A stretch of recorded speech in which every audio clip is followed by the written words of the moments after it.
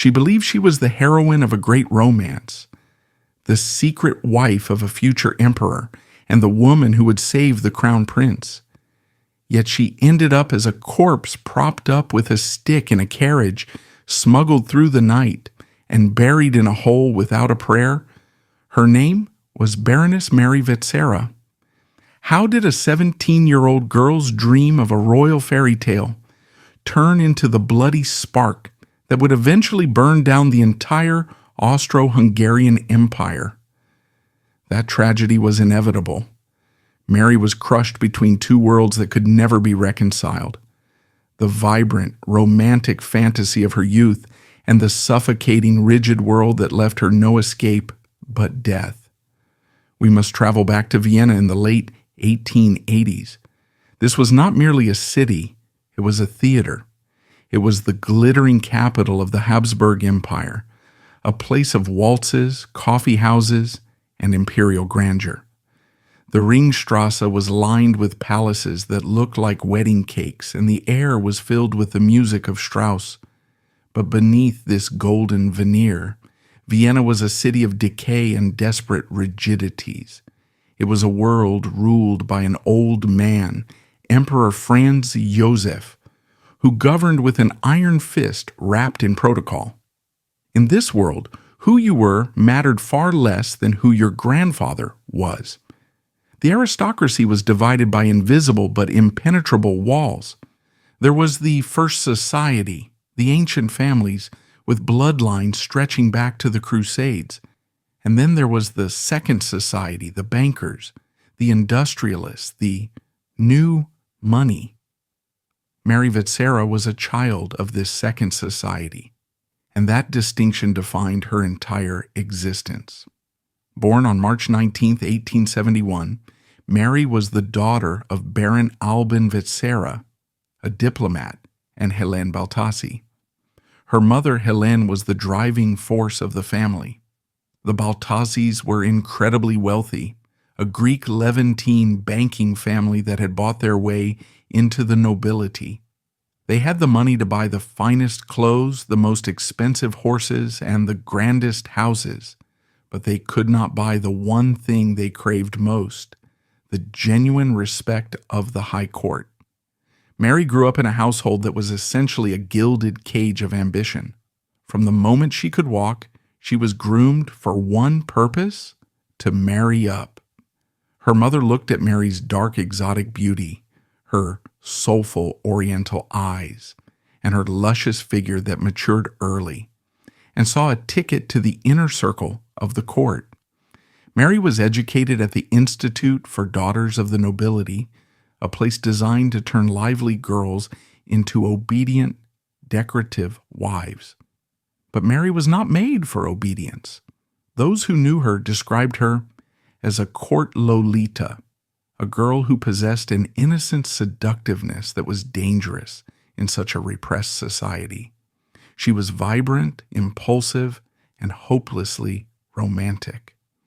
While other girls dreamed of stable marriages to counts or dukes, Mary dreamed of something far more volatile: passion. She read novels that spoke of all-consuming love, the kind of love that burned brighter than duty. She walked through the Prater Park, her eyes scanning the carriages of the royals, feeling a profound disconnect between the shallow social climbing her mother forced upon her and the deep, dramatic yearnings of her own heart. She wanted to be a heroine in a great story, not knowing that history had cast her as a victim in a tragedy. Parallel to Mary's world of social striving was the lonely, tormented world of Crown Prince Rudolph. If Mary was the light, eager, young, and naive, Rudolph was the darkness. At 30 years old, the heir to the throne was a man breaking apart. He was brilliant, liberal, and deeply sensitive, trapped in a role he hated. Rudolph despised the conservative clerical politics of his father, the emperor. He dreamed of a modern Europe, of a federalized empire that respected its many nationalities, but he was powerless, kept away from all real influence by a father who viewed him as a failure. By 1888, Rudolph was a ghost haunting his own palaces. His arranged marriage to Princess Stephanie of Belgium had turned into a nightmare of mutual loathing. Stephanie was dull, dutiful, and unimaginative, everything Rudolph was not. He sought escape in alcohol, in morphine to dull his chronic pain, and in a string of meaningless affairs. But his physical health was deteriorating.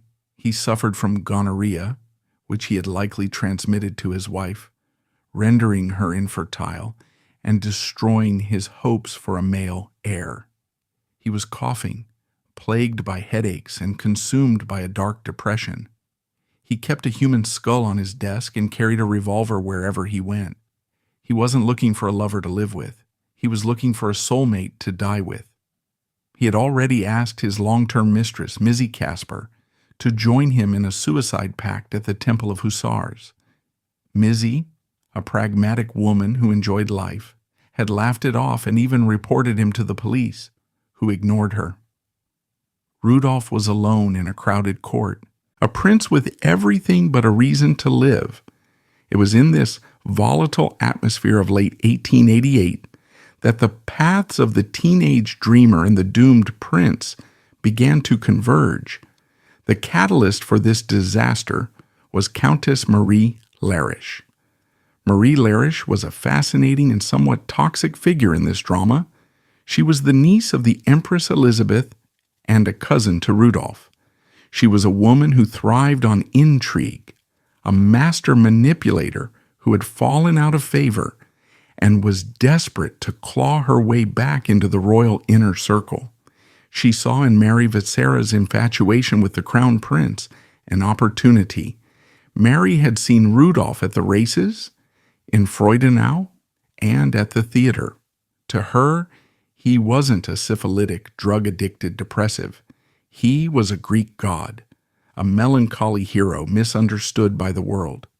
She began to obsess over him, collecting news clippings and staring at his photograph. When Mary confessed her crush to Countess Lerisch, the Countess didn't discourage the girl. Instead, she fanned the flames. She offered to be the go-between, the carrier of secret letters. For Mary, this was the beginning of the great adventure she had always craved. She wrote to Rudolph with a terrifying intensity. "I simply cannot live without you," she would write, pouring her adolescent soul onto the paper. For Rudolph, receiving these letters from a girl who looked at him with absolute, undiluted adoration must have been an intoxicating balm for his shattered ego. Here was someone who didn't judge him, who didn't want him to be emperor, who simply wanted him. The first private meeting was arranged by Lerisch in early November 1888. It took place in the shadows, amidst the heavy velvet curtains and hushed corridors of the Habsburg Palace, or perhaps in a private apartment. When Mary finally stood before Rudolph, the reality of the man merged with the fantasy in her mind. She didn't see the exhaustion in his eyes, she saw depth. She didn't smell the stale scent of brandy and tobacco, she smelled power and tragedy. For Rudolph, Mary was a burst of life in his gray existence. She was fresh, untouched by the cynicism of the court, and her devotion was absolute. But even then, in the early days of their affair, the dynamic was fatally skewed. Mary was falling in love, Rudolph was finalizing his exit strategy. As the winter of 1888 set in, the affair intensified. It moved from innocent admiration to a dangerous clandestine romance. Mary began to take risks that would have ruined her reputation instantly had they been discovered. She would slip away from her mother's watchful eye, aided by the conniving Countess Lerisch, who would cover for her under the guise of shopping trips or dress fittings. They would meet in cabs driven by Bratfish, Rudolph's loyal personal coachman, who would drive them through the foggy streets of Vienna while they huddled together in the back. In these stolen moments, Rudolph began to test Mary. He spoke to her of death, of the burden of his crown, of the impossibility of their happiness in this world. And Mary, blinded by the romance of martyrdom, listened. She told him she would do anything for him. "To serve you is my only desire," she whispered. She did not realize that service, in Rudolph's mind, required the ultimate sacrifice. The pressure on Mary was immense. She was living a double life. At home, she was the dutiful daughter, preparing for the upcoming carnival season, trying on ball gowns and practicing her French. But in her heart, she was the secret consort of the future emperor. She felt superior to the people around her, believing she held a secret that elevated her above the petty social climbing of her mother. However, the cracks were beginning to show. In January 1889, a few weeks before the end, Mary was seen at a reception at the German embassy. She saw Princess Stephanie, Rudolph's wife, across the room. Instead of lowering her eyes as protocol dictated, Mary stared at the crown princess with a look of defiant triumph. It was a shocking breach of etiquette, a moment of hubris that signaled Mary was losing her grip on reality. She believed that love conquered rank. She was wrong. Meanwhile, Rudolph's world was collapsing. His conflict with his father reached a breaking point during a violent argument in late January. The emperor had heard rumors of the affair, or perhaps of Rudolph's political indiscretions involving Hungarian separatists, and threatened him. Rudolph realized he had no future. The liberal reforms he dreamed of would never happen. His body was failing him. The only thing he had left was control over his own end. And now he had a companion. He had found the one soul in Vienna foolish enough and loving enough to go with him into the dark. On January 26, 1889, a heated confrontation occurred between Mary and her mother, Hélène, who had begun to suspect the depth of the scandal. Hélène found a cigarette case that belonged to Rudolph in Mary's possession. There was screaming, tears, and threats to send Mary away to a convent or to travel abroad immediately. For Mary, this was the catalyst. The threat of separation from Rudolph was worse than death. She fled to her room and wrote a frantic letter to the prince. She told him she could not bear to be taken away. She was ready. The trap was set not by enemies, but by the twisted logic of their own desperation. Rudolph replied with a summons. He told her to meet him. They were going to Mayerling. It was not framed as a suicide pact initially to her face, perhaps, but as an escape, a place where they could finally be alone. But the carriage that waited for Mary Vetsera on that cold January morning was not taking her to a romantic getaway. It was a hearse in disguise, waiting to carry a girl who had barely begun to live toward a destiny that would silence her voice for a century. On the morning of Monday, January 28, 1889, the sky over Vienna was a bruised purple, heavy with the threat of snow. In the Vetsera household, the air was thick with tension following the explosive arguments of the weekend. Mary, playing the role of the contrite daughter, told her mother she was going out to shop for silverware and visit her dressmaker. It was a mundane lie, the kind of domestic fabrication that thousands of teenagers have told their parents. But as Mary stepped out of the heavy oak doors of her family home, she wasn't walking toward the shops on the Graben. She was walking out of her life. Waiting for her in a hackney cab was Countess Marie Lerisch, the architect of this doom. They drove a short distance before switching vehicles. There, waiting in a nondescript fiacre, was Bratfish, Rudolph's favorite coachman and personal entertainer. Bratfish was a man of the people, a whistler and singer, who adored the crown prince and would take his secrets to the grave. As Mary transferred into his carriage, she left Countess Lerisch behind. It is said that Lerisch, perhaps sensing the finality of the moment, felt a sudden chill, but she let the girl go. As the carriage rattled over the cobblestones and past the city limits, the noise of Vienna faded, replaced by the rhythmic thud of hooves and the silence of the countryside. Mary Vetsera was not fleeing a crime. She was running toward a meticulously planned altar. She carried no luggage, only a small muff to keep her hands warm, and hidden inside her dress the iron resolve of a martyr. The destination was Mayerling. Located about 20 miles southwest of Vienna, Mayerling was not a palace. It was a hunting lodge, a masculine, somewhat austere retreat nestled deep in the Hellenental Valley. It was a place of guns, antlers, and isolation, surrounded by dense woods that were excellent for hunting boar and stag. Rudolph loved it because it was far from the prying eyes of the Habsburg protocol. But on this day, the lodge felt less like a sanctuary and more like a tomb waiting to be sealed. When they arrived, the lodge was quiet. Rudolph had arranged for a small shooting party for the next day to maintain appearances.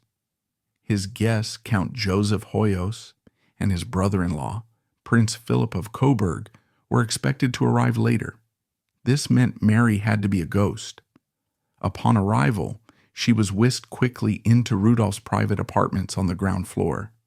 For the next 48 hours, she would exist in the shadows of the lodge, hidden from the servants and the guests, a secret kept behind locked doors. We can only reconstruct the atmosphere of those final hours through the fragments of evidence left behind. Tuesday, January 29th, was a day of surreal duality. Outside the heavy wooden doors of Rudolph's suite, the business of the empire and the hunt continued. Count Hoyos and Prince Philip arrived, expecting to hunt. Rudolph pleaded a heavy cold, an excuse to avoid joining them in the freezing woods, and an excuse to stay in his room with Mary. While the men were out hunting in the snow, believing the crown prince was resting, Rudolph and Mary were engaging in a long, dark communion. It was during this time that the Mayerling letters were likely written. For over a century, historians could only guess at Mary's state of mind. Was she coerced? Was she pregnant and desperate? Was she drugged? The discovery of her original farewell letters in a bank vault in 2015 shattered the theories of coercion. Her handwriting was firm, her tone almost ecstatic. She wrote to her mother, Hélène, "Dear mother, forgive me for what I have done. I could not withstand love. In accordance with him, I want to be buried beside him in the cemetery of Alain. I am happier in death than in life." To her sister, she bequeathed her best dresses and jewelry, discussing the distribution of her worldly goods with the casual practicality of someone packing for a holiday. There is a terrifying clarity in these letters. This was not a girl trembling in fear. This was a girl in the grip of a folie à deux, a shared madness where death is romanticized as the ultimate union. She believed she was performing a noble act, saving her prince from a world that didn't understand him. As evening fell on the 29th, the atmosphere in the lodge grew heavy. The winter night closed in around the valley, the trees standing like black sentinels against the snow. Inside, Rudolph ordered a dinner of pheasant and wine. He asked Bratfish to entertain them. In a scene that seems lifted from a Gothic novel, the coachman sat in the room with the doomed lovers, whistling popular Viennese tunes and yodeling soft, melancholic songs. Mary sat by the fire, listening, perhaps holding Rudolph's hand.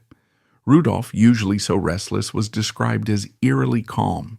He wrote letters, too, to his wife, to his mother, and a long political testament. But notably, he wrote no letter to his father, the emperor. It was the final silent insult of a son who felt completely unheard. The decision had been made. The pistols were ready.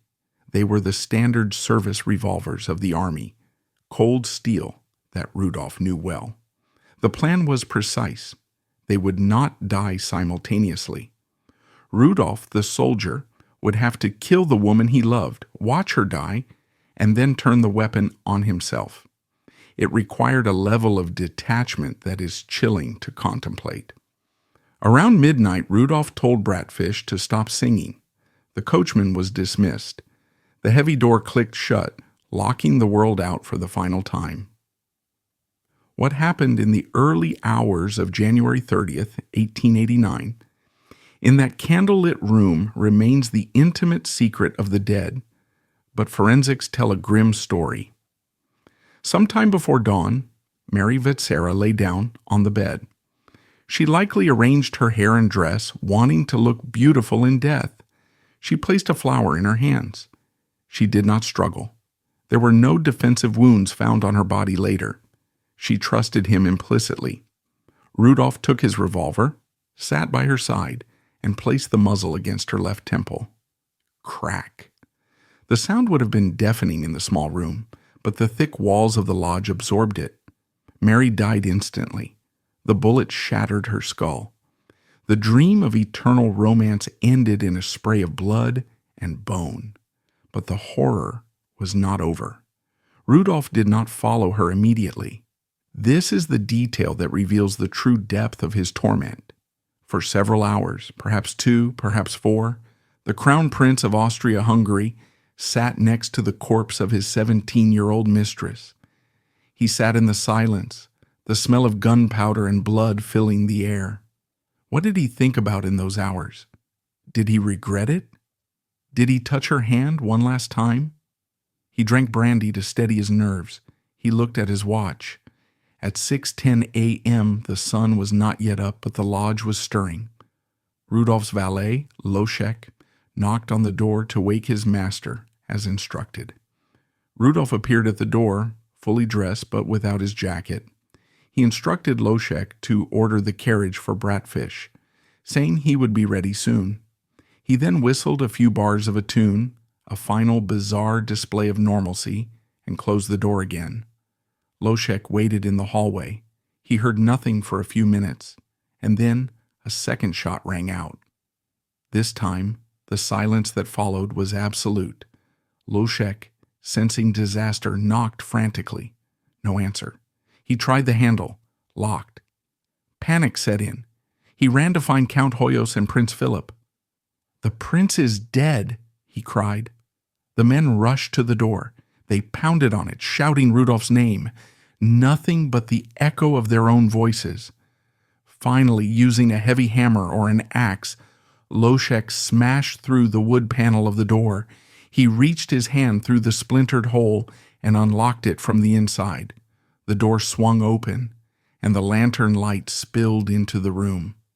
The sight that greeted them was a tableau of carnage that would haunt them for the rest of their lives. Rudolph was slumped over the edge of the bed or sitting by it. The top of his head shattered. He had used a mirror to aim the gun, and there, lying on the bed, half covered by blankets, was Mary Vetsera.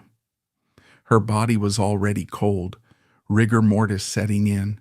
The blood had pooled and soaked into the sheets, turning the royal bed into a sacrificial altar.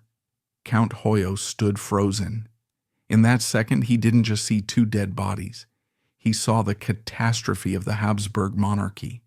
The heir apparent was dead. He had died by his own hand, a mortal sin in the eyes of the Catholic Church. And worse, he had died in a suicide pact with a teenage mistress. This was not just a tragedy, it was a scandal of nuclear proportions. If the truth got out, it would delegitimize the emperor, shame the dynasty, and potentially destabilize the multi-ethnic empire. The instinct for preservation kicked in instantly. The cover-up began before the bodies were even cold. Hoyos and the others made a snap decision. Mary Vetsera did not exist. She was not there. No one could know she was there. Hoyos rushed to the station to catch the express train to Vienna to inform the emperor. He told the station master that the prince had been injured in a hunting accident. By the time he reached the Habsburg palace, the story had shifted to heart failure. Back at Mayerling, the lodge was turned into a fortress. Servants were sworn to silence under threat of death. Mary's body was shoved into a laundry basket or pushed into a corner of the room covered with a sheet, while doctors were summoned to examine only the prince. The duality of their death was immediately stripped away. Rudolph was the tragic prince who had died of an ailment. Mary was the inconvenient evidence that needed to be disposed of. The machinery of the empire began to grind. Telegrams were sent. The secret police were mobilized. The goal was simple: save the crown, erase the girl. But they had underestimated the power of the truth. Blood has a way of speaking, even from the grave, and the whispers began to spread from the servants to the coachmen, and from the coachmen to the streets of Vienna. The official lie that the 30-year-old athletic prince had died of a heart attack was crumbling before it was even fully told. And in the dark room at Mayerling, Mary Vetsera's body waited alone for the final indignity that was about to be inflicted upon her. Vienna awoke on the morning of January 30th, 1889, to a city draped in confusion. The telegraph wires were humming with a lie that had been manufactured in the panic-stricken corridors of the Habsburg palace. The official announcement was brief and clinical. Crown Prince Rudolph had died suddenly of heart apoplexy, a heart attack. It was a clumsy falsehood. Rudolph was 30 years old, a skilled hunter, and physically robust despite his vices. The Viennese public, cynical and well-informed by the rumor mill of the coffee houses, didn't buy it. But while the city whispered, the machinery of the state was engaged in a brutal operation to sanitize the scene of the crime. The priority was not justice, it was the preservation of the dynasty's dignity.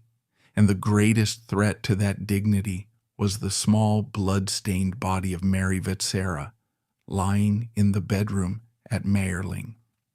While the Emperor Franz Joseph wrestled with his grief and the humiliating realization that his son had taken his own life, a mortal sin that threatened to deny him a Catholic burial, his secret police turned their attention to the Vetsera family.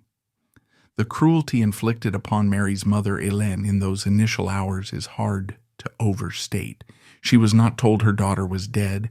Instead, she was kept in a state of agonizing suspense. When she tried to rush to the palace to beg for news, she was blocked. It was only later, when the undeniable truth of the suicide became impossible to hide from the inner circle, that the strategy shifted. The palace officials decided that Mary Vetsera was not a victim, but the perpetrator, the seductress who had lured the unstable prince to his doom. She was the poison, and poison must be purged. The task of removing Mary fell to her own family, a final twist of the knife designed to ensure their silence. Mary's uncles, Alexander Baltasi and Count Stokow, were summoned by the authorities. They were given a set of instructions that sound like something out of a horror story. They were to travel to Mayerling immediately. They were to retrieve Mary's body. They were not allowed to use a hearse. They were not allowed to draw attention. They had to transport her as if she were still alive. If they failed, or if the secret leaked, the Vetsera family would be destroyed, their assets seized, their social standing annihilated, and they would be exiled. It was nightfall when the two uncles arrived at the hunting lodge. The scene that greeted them was grim. An imperial commission of doctors was already there, performing an autopsy on Rudolph to invent a medical justification for his insanity so he could be buried in the imperial crypt. Mary's body had been shoved into a storeroom or left in a laundry basket, treated with utter contempt. The rigor mortis had set in, freezing her limbs into the position in which she had died. What followed is perhaps the most macabre sequence in royal history. To transport Mary without arousing the suspicion of the villagers or the guards stationed around the perimeter, her uncles had to dress the corpse. Imagine the horror of these two men struggling in the dim lantern light to force a heavy fur coat over the stiffened arms of their teenage niece. They put a hat on her head to cover the shattered skull and the bullet wound, but she could not sit up. The body kept slumping forward. To solve this, they improvised a solution that chills the blood. They found a piece of wood, perhaps a broom handle or a walking stick, and strapped it against her spine, binding it beneath her clothes to keep her upright. They then dragged her out to the waiting carriage. The night was bitter cold, with sleet cutting through the darkness. They propped Mary up on the back seat of the fiacre. Alexander Baltassi sat on one side of her, Count Stokow on the other. They linked their arms through hers, holding her steady. To any passer-by looking into the dark carriage, it looked like three people huddled together against the cold. But one of them was a corpse, bobbing rhythmically with the movement of the wheels. This ride of the dead lasted for several miles through the icy, windswept Vienna woods. The destination was not her family crypt, nor a cemetery in Vienna. It was the Cistercian Abbey of Heiligenkreuz, a remote monastery nearby. The police had already bullied the abbot into accepting the body. Suicide was a grave sin, and ordinarily the church would refuse burial in consecrated ground. But the emperor's will and the threat of force overruled canon law. The police told the monks that Mary had committed suicide on the way to Mayerling and must be buried immediately in secret and without a funeral mass. When the carriage rattled into the courtyard of Heiligenkreuz, it was the dead of night. The uncles, exhausted and traumatized, lifted Mary's body out of the carriage. There was no gentle handling here. Time was of the essence. A hastily constructed coffin, bare pine, unpolished and cheap, was waiting. They placed her inside. There was no time to change her clothes or prepare her properly. She was buried in the dress she had died in, the dress she had worn for her lover. The grave diggers had struggled with the frozen earth. The hole was shallow. A police commissioner stood over the scene, watch in hand, urging them to hurry. There were no hymns, no flowers, no family members weeping, just the sound of the wind, the scrape of shovels, and the heavy breathing of men who wanted to be done with this unholy task.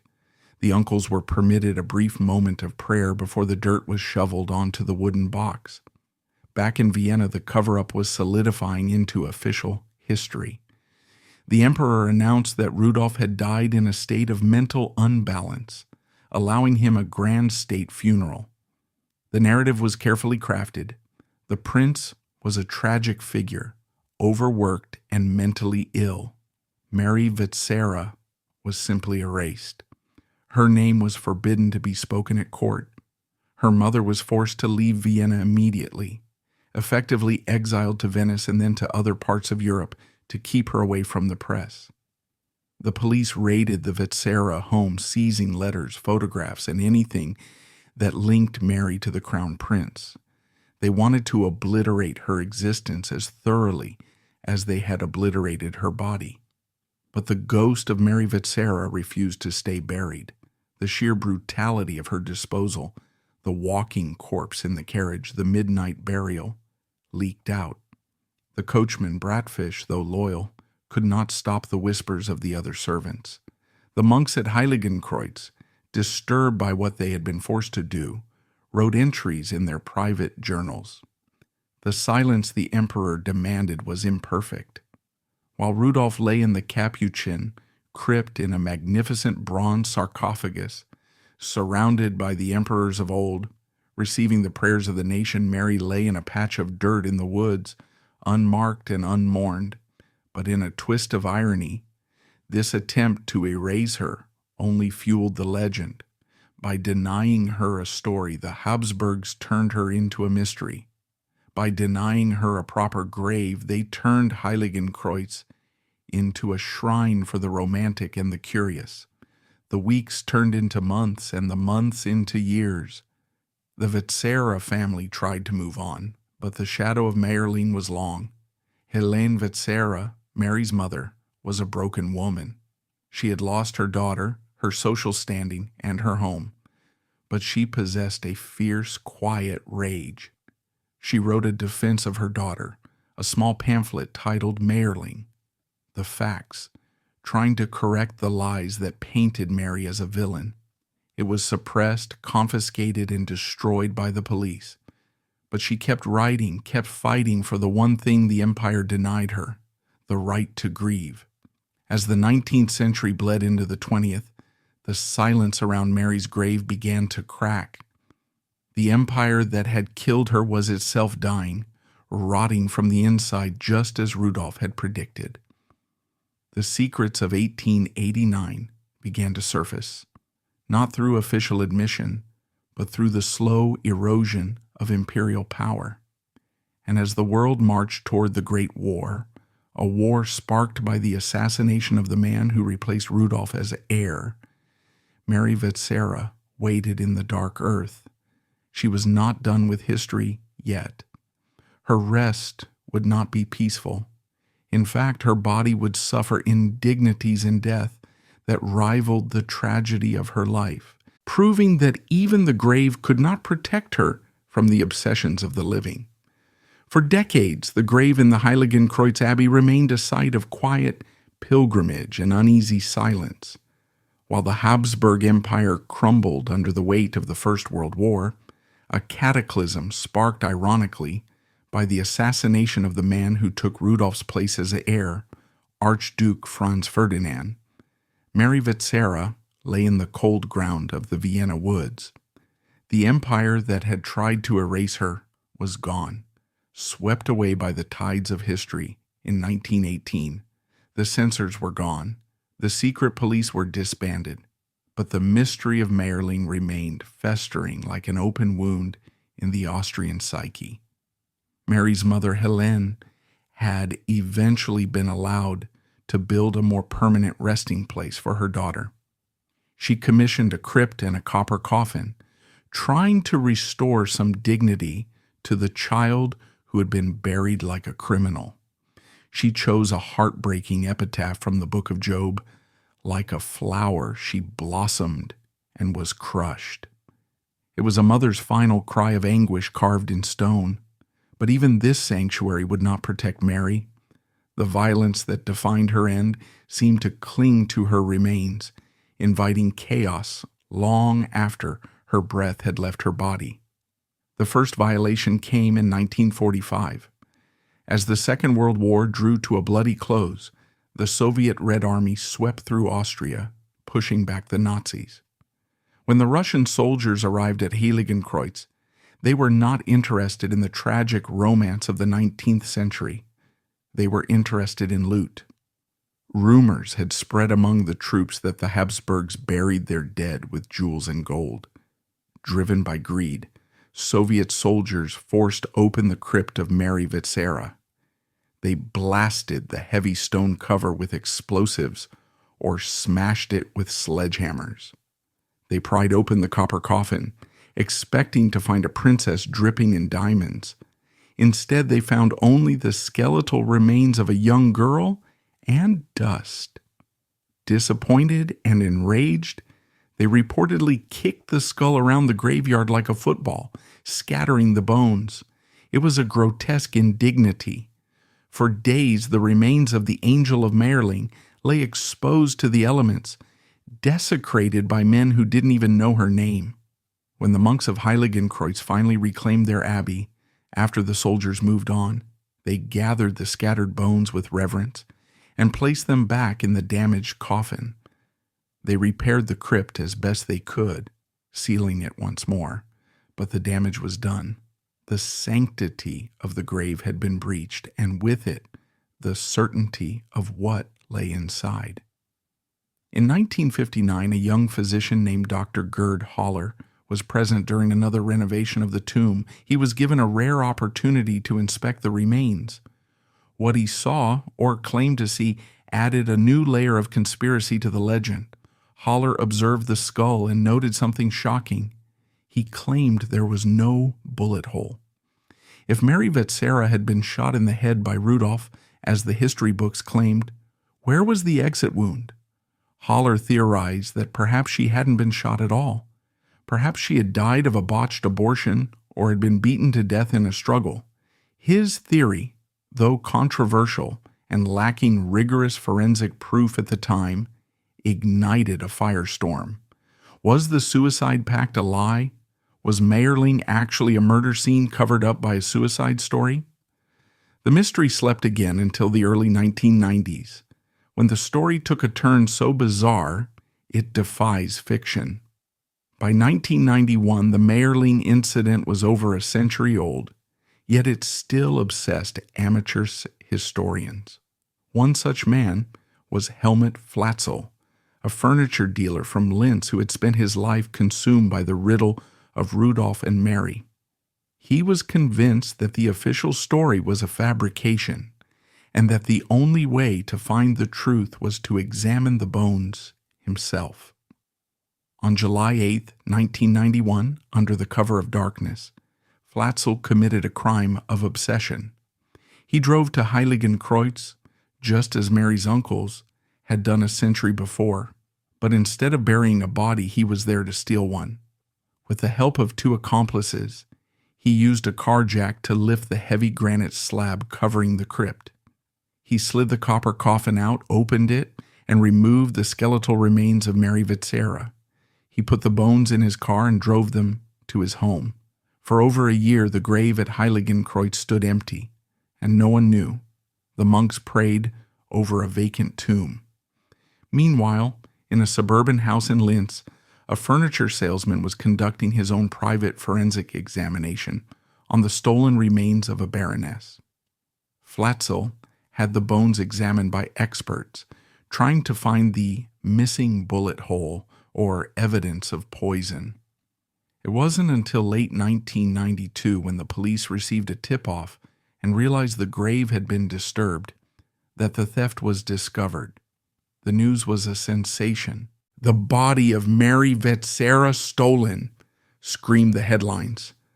Flatzel, realizing the net was closing in, panicked. He didn't destroy the bones, he surrendered them. In 1993, the remains were handed over to the authorities. But before they could be returned to the ground, the legal system and historians saw a unique opportunity. Since the body was already disinterred, why not settle the mystery once and for all? The remains were sent to the Legal Medical Institute in Vienna for a full forensic analysis. This was the first time science, not rumor, would speak for Mary Vetsera. The examination was led by Professor Walter Rabel. The world waited. Would they find poison? Would they find a bludgeoned skull? The findings released to the public were a masterclass in forensic storytelling. The skeleton was indeed that of a female, aged approximately 17 to 18 years. Her growth plates were not fully fused, confirming her youth, but the most chilling discovery was on the skull. There was a bullet wound. The bullet had entered the left temple and exited behind the right ear. This trajectory was crucial. Crown Prince Rudolph was right-handed. For a right-handed man to shoot a woman in the left temple while sitting next to her is awkward, though not impossible. It suggested Mary might have turned her head away at the last second. Or perhaps, and this was a darker theory, she had held the gun herself, or Rudolph had stood in a specific position to execute her. Furthermore, the analysis debunked the myth of the battered body. There were no signs of broken bones from a struggle, nor were there signs that her uncles had broken her spine to prop her up in the carriage back in 1889. The horror of the carriage ride was real, but they hadn't physically snapped her back. The rigor mortis had likely just made it incredibly difficult. But the skull told another story, one of long-term suffering. The analysis revealed traces of the trauma the bones had suffered after death, the cracks and chips consistent with the Soviet soldiers kicking the skull in 1945. It was a heartbreaking realization. Mary Vetsera had suffered more violence as a skeleton than she ever had as a living woman. In October 1993, A second funeral was held. This time it was not a secret midnight affair. The media was present. The monks chanted the Requiem Mass. Mary Vetsera was placed in a new coffin, her bones carefully arranged, and lowered back into the earth at Heiligenkreuz. The crowds watched, believing that this was the final chapter. The mystery of the bullet was solved. The body was back, surely. Now she could rest.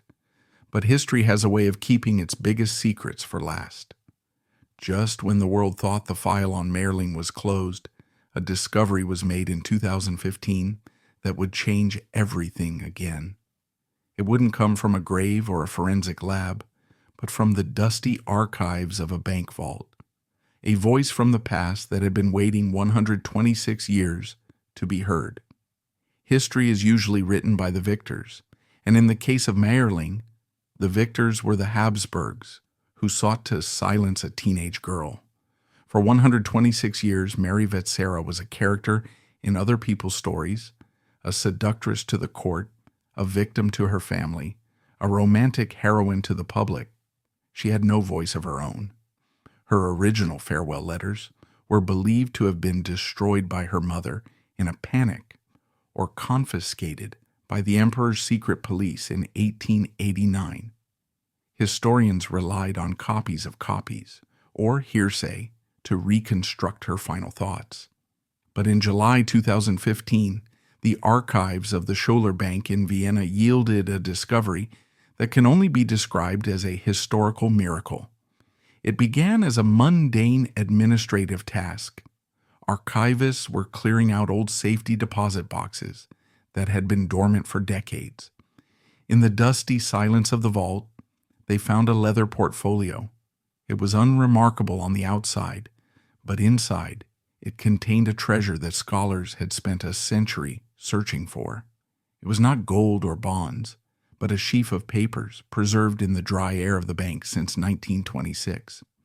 When the archivists unfolded the yellowed pages, they saw the handwriting, looping, youthful, and firm. They were the original suicide notes of Mary Vetsera. How did they get there?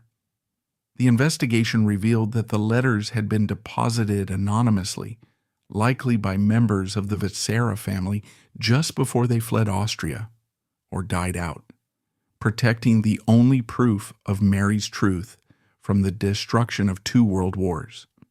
For the first time, we could hold the paper she held. We could see the ink that flowed from her pen in those freezing hours at the hunting lodge. The discovery was electric. It stripped away the theories of murder and coercion. The handwriting was steady. There were no tremors of fear, no ink blots from a struggle. These were the words of a young woman who was not only willing to die, but was ecstatic about the prospect. The letters were addressed to her mother, her sister Hannah, and her brother Ferry. Reading them is like looking directly into the blinding light of a fanatic's devotion. To her mother Hélène, the woman who had pushed her so hard to climb the social ladder, Mary wrote with a chilling mix of apology and resolve, "Mother, forgive me for what I have done. I could not withstand love. In accordance with him, I want to be buried beside him in the cemetery of Alan. I am happier in death than in life. I could not withstand love." This single sentence is perhaps the most devastating epitaph ever written.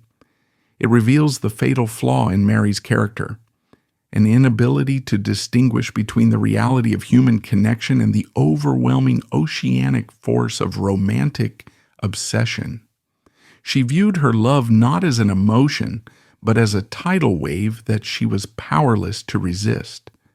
To her sister Hannah, she was more practical, almost chatty, which makes the letter even more disturbing. She wrote, "We are going blissfully into the uncertain beyond. Do not weep for me. I am going across happily. The haunting is over." She then proceeded to bequeath her fur boa and her jewelry, listing items with the casual demeanor of someone giving away clothes before a long holiday. This banality of death confirms that Mary was in a state of deep dissociation. She had detached from the reality of the world, the pain she would cause, the physical horror of a bullet, and was living entirely in the fantasy she and Rudolph had constructed. Perhaps the most poignant note was found inside an envelope marked simply poetry. It wasn't a poem, but a final instruction. She asked that flowers be placed on her grave every year on the anniversary of her death. It was the request of a girl who knew she was about to be erased and was terrified of being forgotten. She didn't ask for a monument. She asked for a memory. The 2015 discovery finally settled the debate on her agency. Mary Vetsera was not dragged screaming to Mayerling. She was not drugged into compliance. She was the co-author of this tragedy. While Rudolph was undoubtedly the architect, the older, powerful man who manipulated a vulnerable teenager into his death wish, Mary was an enthusiastic participant. She saw herself not as a victim, but as a heroine in a Wagnerian opera. She believed she was doing something noble, something that elevated her above the petty, gossip-filled world of Vienna. She was dying for the future emperor. In her mind, this act made her his true wife, more than Princess Stephanie ever could be. This revelation forces us to view Mary with a new complexity. She was a victim, yes, a victim of grooming, of a repressive society that gave women no outlet for their passion other than marriage or scandal, and of her own family's ambition. But she was also a powerful force. Her yes to Rudolph changed history.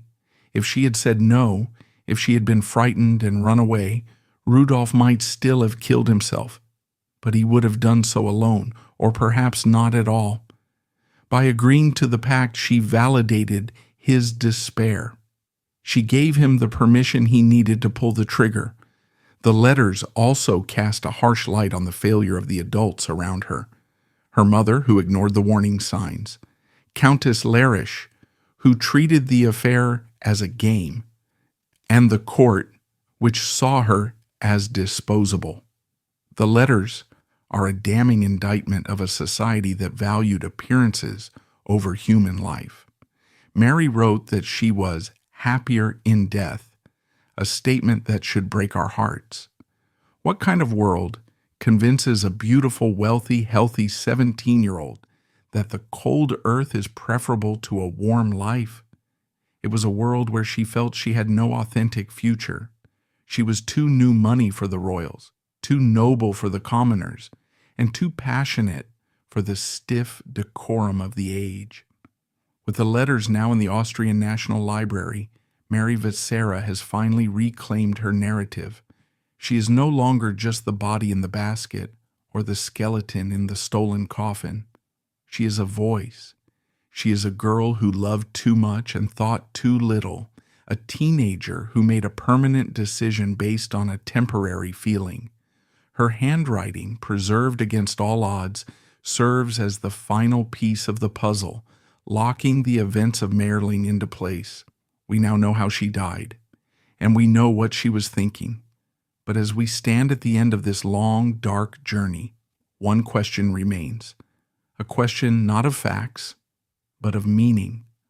What is the legacy of this girl who destroyed an empire? And why, after all this time, does she still haunt us? While Mary Vetsera lay in her hasty grave and Rudolph lay in the imperial crypt, the shock waves of their dual death began to radiate outward, destroying lives and destabilizing the very foundations of Europe. We often view Mayerling as a personal tragedy, a story of two lovers, but in reality, it was a political earthquake. The bullet that killed Rudolph didn't just end a life, it severed the timeline of the Austro-Hungarian Empire, creating a before and after that would lead directly to the catastrophe of the 20th century. The first collateral damage was, inevitably, the Vetsera family. The empire needed a scapegoat, and Helene Vetsera, Mary's mother, was cast in the role of the villain. The Viennese court, desperate to absolve the crown prince of his mortal sin, spun a narrative where the innocent noble Rudolph had been ensnared by a scheming, social climbing family. The retribution was swift and brutal. Aline was socially annihilated.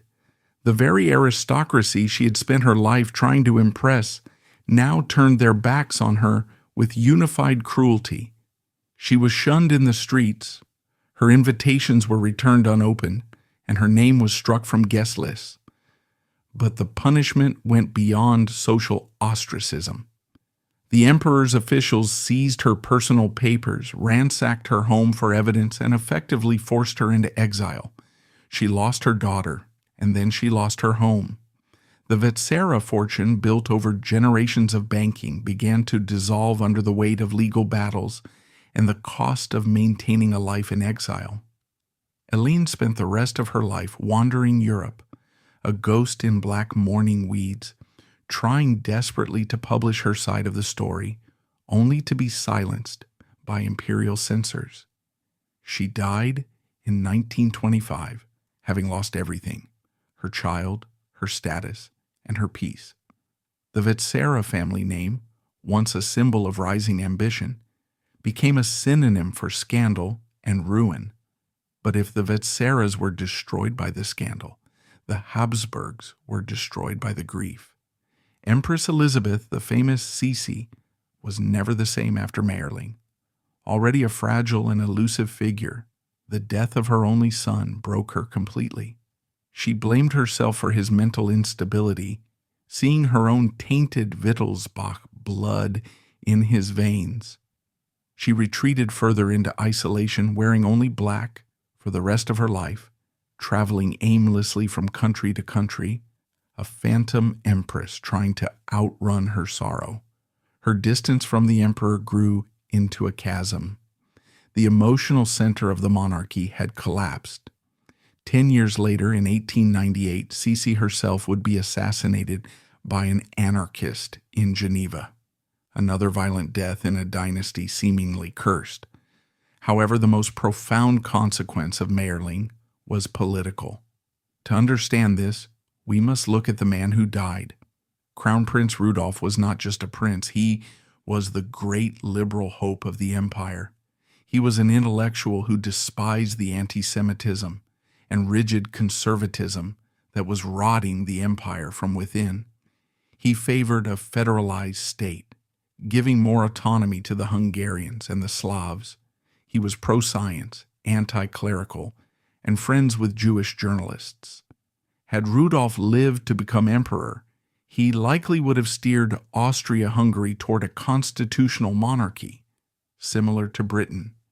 He might have modernized the state, eased the ethnic tensions, and prevented the alliances that dragged the world into war. With Rudolf dead, the line of succession shifted violently to the right. The new heir was the emperor's younger brother, Archduke Karl Ludwig, who soon died, passing the claim to his son, Archduke Franz Ferdinand. Franz Ferdinand was the antithesis of Rudolf. He was reactionary, short-tempered, and deeply unpopular. He lacked Rudolf's charisma and his liberal vision. While Rudolf wanted to embrace the future, Franz Ferdinand wanted to freeze the past. His rise to the position of heir apparent set the empire on a collision course with destiny. The Slavic populations of the empire, who had looked to Rudolf as a savior, now looked at Franz Ferdinand with suspicion and hatred. The hope for internal reform died at Mayerling. This is the butterfly effect of Mary Vetsera's love affair. It is a chilling chain of causality. Because a 17-year-old girl agreed to a suicide pact, the liberal heir died. Because the liberal heir died, a conservative heir took his place. Because the conservative heir took his place, nationalist tensions boiled over in the Balkans. And because those tensions boiled over on June 28, 1914, in Sarajevo, Gavrilo Princip fired 2 shots at Archduke Franz Ferdinand. Those shots in Sarajevo were the direct echo of the shots in Mayerling 25 years earlier. The assassination of Franz Ferdinand triggered the alliance systems, launching World War I. That war destroyed the Austro-Hungarian Empire, the Ottoman Empire, and the Russian Empire. It killed millions, redrew the map of the world, and set the stage for the rise of fascism and communism. It is a staggering thought. The blood-soaked trenches of the Somme, the fall of the Romanovs, the rise of Hitler, all of these cataclysms can trace a faint spectral line back to a hunting lodge in the Vienna woods. If Mary Vetsera had stayed home that day, if she had been afraid, if she had said no, Rudolph might have lived. And if Rudolph had lived, the 20th century might have been a century of peace rather than a century of war. The irony is crushing. Mary Vetsera thought she was dying for love. She thought she was participating in a private, intimate tragedy. She had no idea that her romantic death was actually the first casualty of a world war that hadn't started yet. She was the small stone that started the avalanche. By the time the empire officially dissolved in 1918, Mary had been in her grave for nearly 30 years. The palaces where she had danced were turned into government offices or museums. The Emperor Franz Joseph, the man who had tried so hard to cover up her death, died in 1916, leaving his crumbling throne to a young grandnephew who would reign for only 2 years. The mighty Habsburg dynasty, which had ruled Europe for 6 centuries, evaporated like mist. But Mary remained. While the statues of the emperors were toppled and the maps were redrawn, the legend of the star-crossed lovers grew. The public, weary of war and politics, latched onto the romanticized version of the story. Novels, plays, and eventually films were made, transforming the sordid reality of a suicide pact into a sanitized myth of eternal love. The real Mary, the girl who wrote about bequeathing her fur boa, the girl whose skull was kicked by soldiers, was lost behind the veil of fiction. As we approach the end of this investigation, we must strip away that final veil. We've looked at the politics, the forensics, and the letters. Now, we must look at the human soul. We must return to the grave at Heiligenkreuz one last time to answer the final question. What does Mary Vetsera mean to us today? Why, in a world of modern problems, does this 19th century teenager still demand our attention? The answer lies not in how she died, but in why we are so afraid to let her go. For more than a century, the world has tried to turn the blood of Mayerling into perfume. As the reality of the Austro-Hungarian Empire faded into sepia-toned nostalgia, the gruesome truth of what happened in that hunting lodge was aggressively sanitized. The entertainment industry, hungry for tragic romances, descended upon the story of Rudolph and Mary like vultures. They stripped away the syphilis, the morphine addiction, the political desperation, and the grimy horror of a gunshot wound to the head. In their place, they erected a gleaming monument to star-crossed love. From the 1936 film Mayerling to the lavish 1968 production starring Omar Sharif and Catherine Deneuve, pop culture transformed Mary Vetsera. She ceased to be a flesh-and-blood teenager with complex motivations and became a symbol, a breathless, decorative victim who died beautifully for a cause no one quite understood. In these retellings, the suicide pact is portrayed as the only noble escape for 2 souls too pure for a corrupt world. The violins swell, the snow falls gently, and the camera cuts away before the trigger is pulled. This romanticization is perhaps the final betrayal of Mary Vetsera. By turning her death into a fairy tale, we deny the reality of her suffering. The Mayerling myth teaches us that there is something glamorous about self-destruction. It frames suicide as the ultimate expression of love, a dangerous lie that has seduced vulnerable hearts for generations.